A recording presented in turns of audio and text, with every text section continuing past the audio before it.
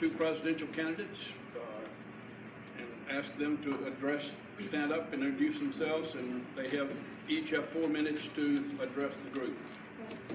Do you have 8 minutes if he's not here? Who's going first? So I was giving Warren Merrill an opportunity to arrive. He said he might not be able to make it because he had a family issue, so it doesn't look like he's going to be here. So Dan, you get. You want to introduce the others on? I'm not.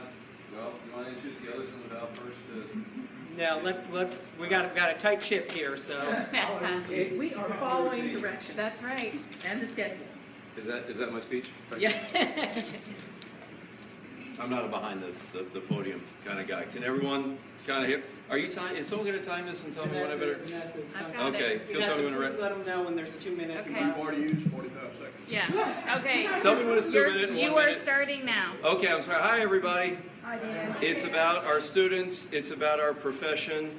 I started this privilege 9 years ago working for BFT. I was 15 to 20 years younger back then.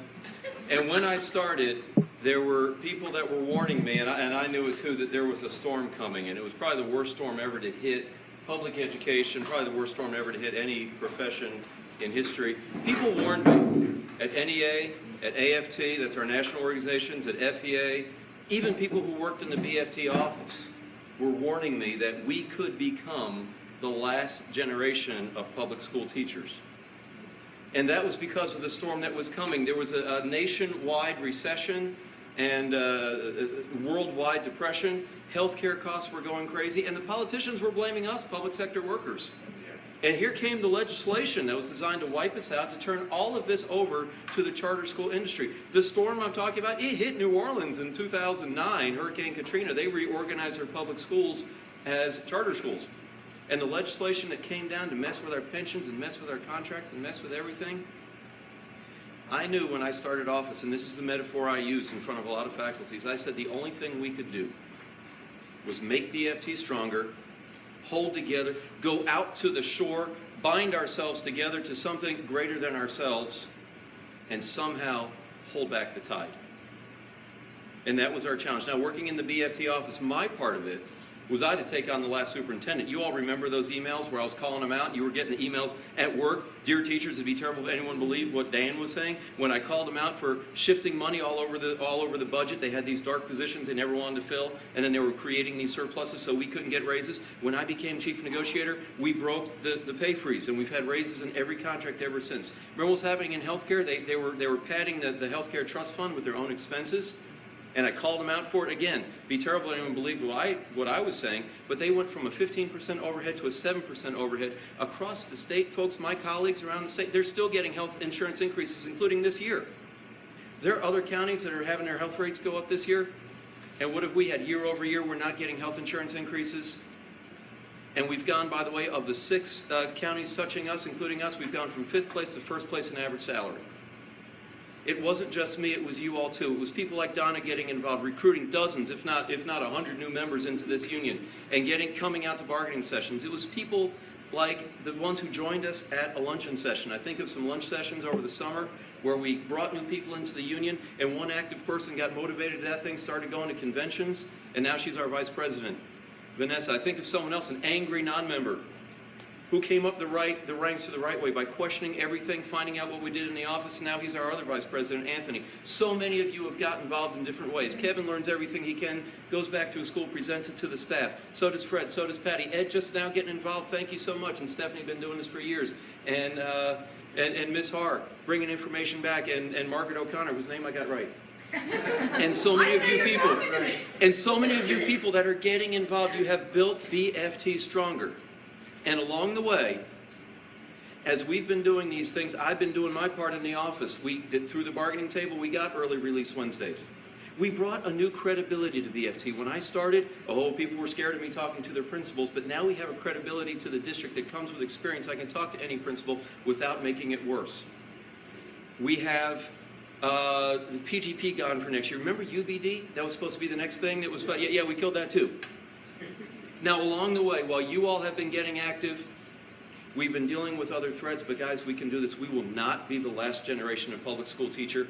By the time this storm is done, by the time this tide recedes, we will be remembered as the greatest generation of public school teacher. It's because of all of us working together. Thank you.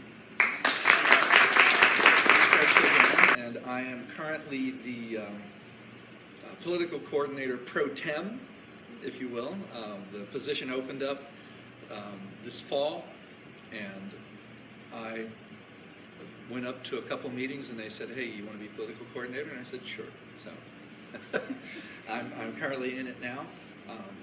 I think we owe a really big debt of gratitude to the current administration, to Anthony in particular, for forging excellent relationships, as they pointed out, with our political representation here. That has to continue. And in addition, I have some ideas of some things that we need to expand as well. I, for one, have been pushing the school board to lobby harder for money for the county. Why should the union be the only organization that lobbies for money for the county when the school board wants it just as badly as we do? They need to start carrying their weight. They need to start putting some muscle up in Tallahassee, and our group has started doing that to an extent, so that's good. We also need to forge a relationship with the parents in this county. Our political fortunes will not change until we have the parents firmly behind us, united with us, when we are of a single view with the parents about what should happen with education. We are their natural allies. We are the parents' natural allies in the pursuit to educate their children. And I believe that our future health as an organization depends on how well we can get parents in our corner and fighting actively for the same things that we are. So those are some of the things that I'm looking forward to doing as your political coordinator. Thank you.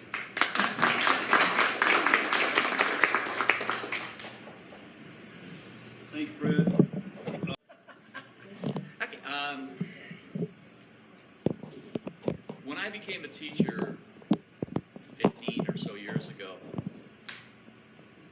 one of the first things I did is I asked who the union rep was at the school because I wanted to sign up. And only after we talked for a few minutes, she said, well, you can't. You're on a temporary contract right now. And you haven't, and you can't join until you clear that.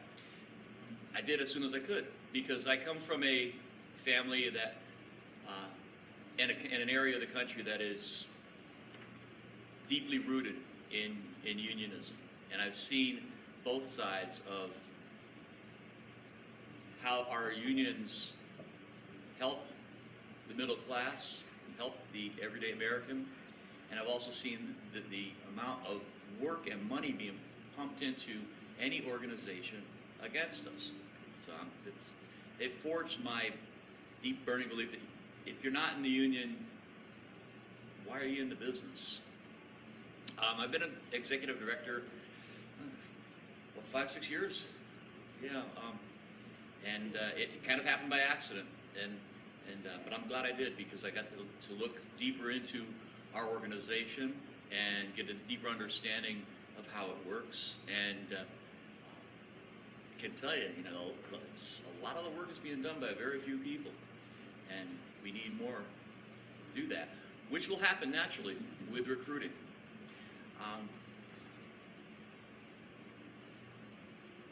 I'm going to go and throw my hat in the ring for this one more time, and I'd like to have your vote. Clap now.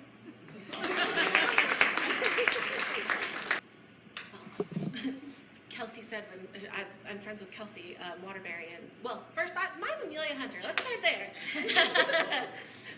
Some of you might know me because of my crazy hairstyle that I like to go against the grain, and even have had a few conversations with my principal because of it, but it suits my personality. Either way, I decided to run for executive board because as I've stepped into teaching, I realized right away that there's definitely a place or a need for an ability to cut all of the red tape out of our or out of our schools, basically.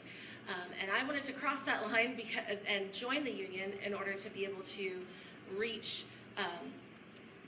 the board, the school board, and the superintendent, and let them know the areas that we as teachers are struggling the most, so that way education begins to turn back over to where parents are standing behind us rather than in front of us yelling at us and saying, how can we, or why are you doing this to my child? Instead, they're, why did you do this to your teacher? And they're back in support of us.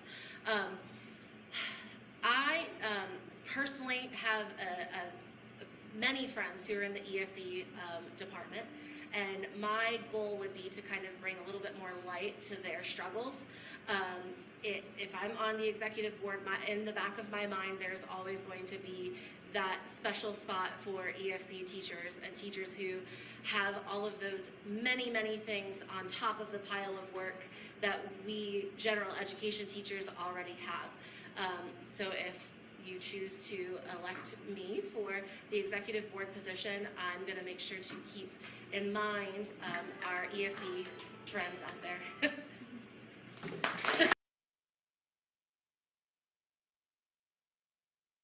Before I retired, so, Donna Arnister. Yes, as he said, I've been in the county for 30 years, working with BFT. It did take me a few years to join BFT when I first came in, but I've been a standing member for at least 25 years. My daughter has been raised into this, she's now 24, and she came to her first BFT meeting when she was 3 years old. 3 months old, I'm sorry, 3 months old. A couple of years ago, I was annoyed by some things that were happening, like many people get annoyed with the union and feeling that some changes need to be had. And actually, I was ready to quit. And then I thought it made me really think about my values, and I really value having the union or being a union member. I think unions are what makes the worker gives us our power, any power that we do have. So instead of quitting, I ran for executive board and have been on it for 2 years. I would say the one thing that anybody could say about me on the board is I give my opinion, whether they want to hear it or not, which I think is we've really built a group of people who can say our mind and argue it out and fight it out and actually really fight it out sometimes, but come together for the betterment of our profession. So if you would honor me to continue in this vein, I would sure like to do it for the next 2 years, and I can retire officially. Thank you. I'm not going to do a good evening like Anthony said either, but I'm going to say I'm Kevin Howkins. I'm an ESE teacher at Gulfview Elementary, and I've been doing it for quite a while. I've been on the executive board for a few years. I've worked with Richard, I've worked with Dan. It's a wonderful area to be part of, and I've helped try to get this ESE forum going. We've got that started. We plan on doing that for the future, get more meetings going, and I just want to help our union grow stronger and get better with organizing everything that we do. That's simple as me. I hope that I get to go again one more year. If not, then we'll keep helping the union any other way I can. Thank you. Hi everyone, my name is Michelle Gaynor and I am a pre-K teacher, which we don't have a lot of pre-K teachers who seem to be active or more vocal in the union. So that's one of my goals, is that as an AC teacher, I know that I have been a little standoffish in bringing things up because I don't want to be pinpointed like you guys hear. But I know that I have been able to come to our members of administration with concerns that people have brought to me, because I'm also a building rep, and they've helped us get results. So after seeing all of that, I really wanted to be active, and I want to be more vocal. And we get frustrated, and I can be frustrated and I can complain to my colleagues, or I can be frustrated and I can go and be a part of the union and try to do something about it. And that's my goal. And I'm hoping that as a AC teacher that maybe I can be a bridge to more AC teachers to help get them more active in our union. So I really wish that you would vote for me. And thank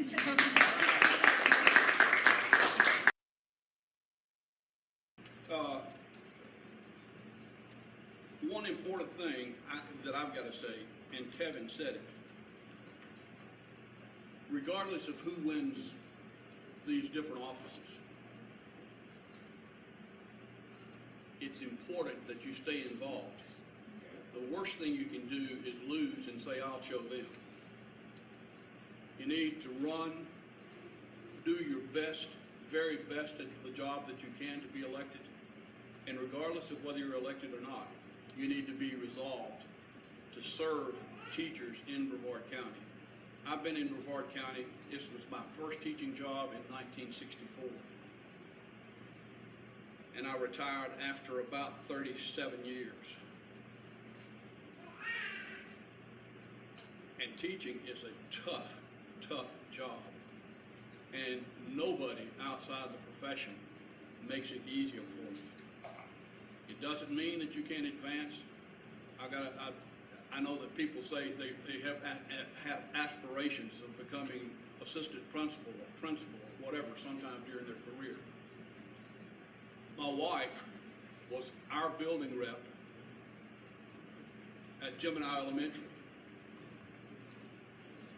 3 years later, she was assistant principal at an elementary school. 2 years after that, she was principal at Gemini Elementary. If you do your work and are sincere about it, it doesn't keep you from advancing. But if you don't do your work, if you aren't concerned about the profession, you can rest assured it will not get better. It will only get worse. So thank you for those thoughts about your continuing to work regardless of whether you win or lose. It's an important message that we all need to hear. Thank you. And I definitely want to thank Harold. Being the elections chair is not easy work. Pretty much I'm on the phone with him every single day, or somebody else is. So let's give a round of applause. All right, so thank you all for coming. Thank you all for your time and your effort towards our organization. Thank you for those of you who are running or already serving in different positions. So the remainder of the time is just to mingle and talk to candidates and find out more information. You got a sample ballot in front of you if you want to talk to other people, circle some names, cross out some names. I will be off to the side. If you have your other typical BFT questions, you could come and see me. But just thank you guys again, and we'll see you May 5th. Thanks.